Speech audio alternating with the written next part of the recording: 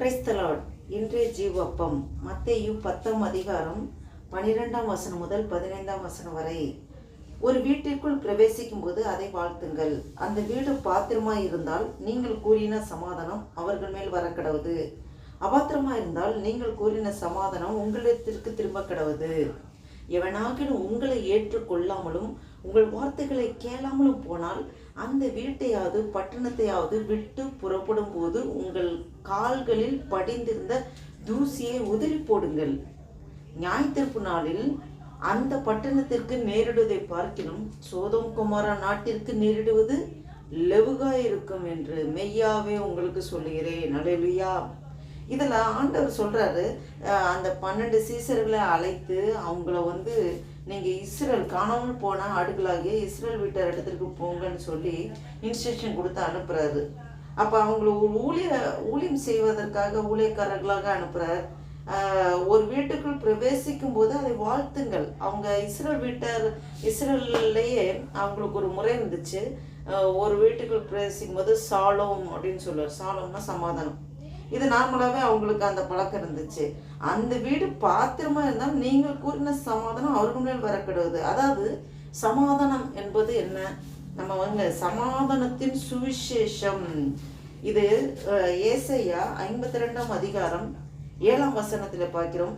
சமாதானத்தை கூறி நற்காரியங்களை சுவிசேஷமாய் அறிவித்து இரட்சிப்பை பிரசித்தப்படுத்தி உன் தேவன் ராஜரீகம் பண்ணுகிறார் என்று சியோனுக்கு சொல்லுகிற சுவிசேஷனுடைய பாதங்கள் மலைகளின் மேல் எவ்வளோ அழகா இருக்கின்றன.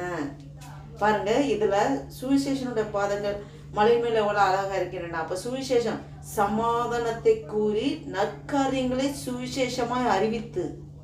அப்ப நற்காரியங்கள் சுவிசேஷம் அறிவிக்கிறதா சமாதானம், சமாதானத்தின் சுவிசேஷம். அப்ப இதுல சமாதானம் அவர்கள் மேல் வரக்கூடாது. பாத்திரமா இருந்தால், அந்த வீடு பாத்திரமா இருந்தால் நீங்கள் கூறின சமாதானம் அவர்கள் மேல் வரக்கூடாதுன்னா பாத்திரம்னா என்ன? இப்ப சுவிசேஷத்தை ஏற்றுக்கொண்டவர்கள், அது அவங்க தான் பாத்திரவான்கள். அப்ப அபாத்திரமா இருந்தால் நீங்கள் கூறின சமாதானம் உங்களுக்கு இடத்திற்கு திரும்ப கிடையாது. அது நீங்க சுவிசேஷம் அறிக்கணும்னா அது அவங்க ஏற்றுக்கொள்ளனா அது அவங்களுக்கு உங்களுக்கு எந்த இல்லை, அதோட ஆசீர்வாதம் எல்லாம் உங்களுக்கு வரும்னு சொல்றாங்க. ஏற்றுக்கொள்ளாவிட்டால் பாருங்க, எவனாகிலும் உங்களை ஏற்றுக்கொள்ளாமலும் உங்கள் வார்த்தைகளை கேளாமலும் போனால் அந்த வீட்டையாவது பட்டணத்தையாவது விட்டு புறப்படும் போது உங்கள் கால்களில் படிந்திருந்து தூசியை உதிரி போடுங்கள். இது இஸ்ரேல் வீட்டாரிடத்திற்கு இது அவங்ககிட்ட இது இயற்கையாகவே அந்த சுபாவங்கள் இருந்ததுதான். இந்த கால்களில் படிந்த தூசியை உதிரி போடுங்கன்னு சொல்றதெல்லாம் வருது. இது எவனாகிலும் உங்களை ஏற்றுக்கொள்ளாமலும் வார்த்தைகளை கேளாமலும் போனால் அந்த வீட்டையாவது பட்டணத்தை விட்டு புறப்படும் போது. இப்போ ஏசப்பா கூட நிறைய பட்டணத்துல ஏற்றுக்கல. அவங்க ஒரு ஊருக்குள்ளே என்ட்ரா விடாம அவரை துரத்தை அனுப்பிச்சாங்க. அந்த மாதிரிலாம் ஆண்டவர் போயிருக்காரு. அப்ப அவங்கள மாதிரி நமக்கும் அநேக காரியங்கள் வரும். இப்போ சுவிசேஷம் அறிக்கும் போது அவங்க ஏற்றுக்கொள்ள மாட்டாங்க. ஒரு சில பேர் ஏற்றுக்கொள்வாங்க. அவங்க அந்த அன்பை ருசிக்க மாட்டாங்க. அப்போ அவங்களுக்கு எப்படி இருக்குன்னா, நியாயத்தீர்ப்பு நாளிலே அந்த பட்டணத்துக்கு நேரிடுவதை பார்க்கலாம் சோதோம் கொமோரா நாட்டிற்கு நேரிடுவது லெகுவாயிருக்கும் என்று மெய்யாவே உங்களுக்கு சொல்லுகிறேன். அப்போ சோதோம் கொமோரா எப்படி அழிக்கப்பட்டதுன்னு நம்ம வேதத்தில் பார்க்குறோம் இல்லையா? அப்போ அதுவே லெவுகா இருக்குமா இந்த பட்டணத்துக்கு நேரிடுவதை பார்க்கணும். அப்போ நியாயத்தீர்ப்பு நாளில் ஒரு சமாதானத்தின் சுவிசேஷத்தை அறிவிக்க விடாம எந்த பட்டணம் தடை செய்யுதோ, யாரெல்லாம் ஏற்றுக்கொள்ளலையோ அவங்களுக்கு நியாயத்தீர்ப்பு நாள்ல ரொம்ப கொடுமையா இருக்கும். அதாவது சோதோம் கொமோரா அழிவை விட இது பயங்கர கொடுமையா இருக்கும். அது சோதோம் கொமோரா அழிவு அவர் லெவுகா இருக்குன்னு சொல்லி ஆண்டவர் இயேசு கிறிஸ்து இதுல வேதத்துல சொல்லப்பட்டிருக்கிறத பார்க்கிறோம். இதுலேருந்து நாம் என்ன தெரிந்து கொள்ளணும்னா, நம்ம எந்த வீட்டுக்கு போனாலும் சாலோம் சமாதானம். அப்போ சமாதானம்னா அவன் வீட்டில் நல்லவனாகவும் இருப்பான், இல்லை பாவம் செஞ்சுட்டு கூட இருப்பான். ஆனாலும் வீட்டுக்குள்ளே என்ட்ராகும்போது நீங்கள் சமாதானம்னு சொல்லுங்கன்னு சொல்லி ஆண்டவர் சொல்கிறாரு. நீங்கள் சொல்கிற சமாதானம் அவங்களுக்கு பாத்திரவனாக இருந்தால் அது அவங்களுக்கு வரணும்.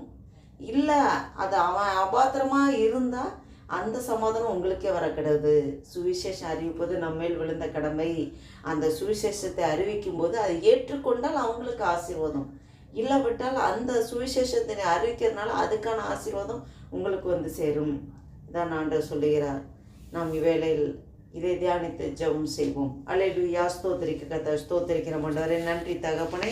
நேற்று மீண்டும் மாறாதவரே. அப்பா ஸ்தோத்திர கர்த்தாவே, இந்த வாசித்த வேத வசனத்தின்படி ஆண்டவரே.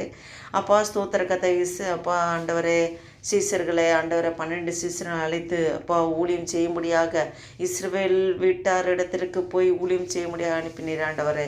ஒரு வீட்டுக்குள் பிரவேசிக்கும் போது அவங்களை வாழ்த்துங்கள் என்று சொல்லியிருக்கிற ஆண்டவரே. அப்பா மன நிறைவோடு நாங்களும் ஆண்டவரை எந்த வீட்டுக்கு செல்கிறோமோ ஆண்டவரை அவங்கள மன நிறைவோடு வாழ்த்தி அப்பா இந்த வீட்டுக்குள் சமாதானம் ஆசீர்வாதம் வரட்டும்.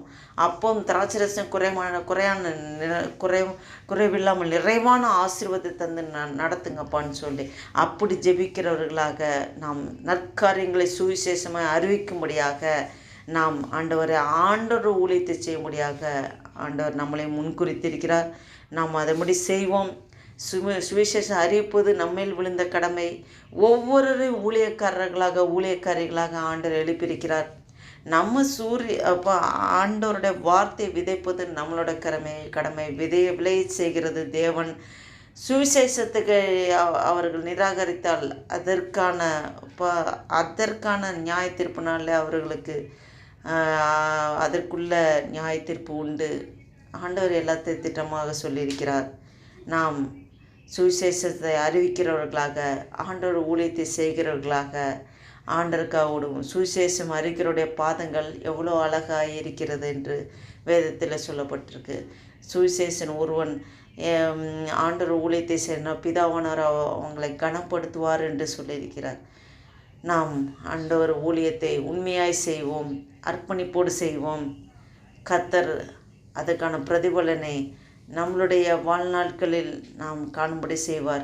நியாய தீர்ப்பு நாளிலே அதற்கான மகிமையான காரியங்களை நமக்கு செய்வார்.